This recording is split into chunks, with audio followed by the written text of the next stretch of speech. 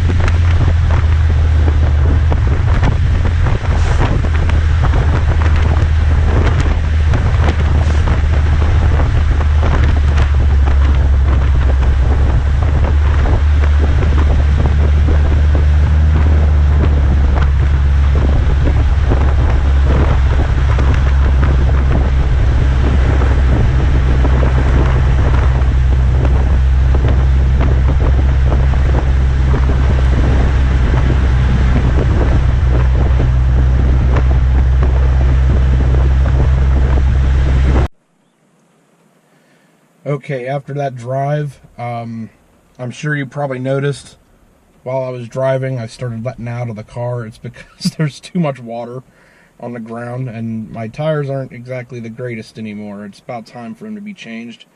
And, excuse me.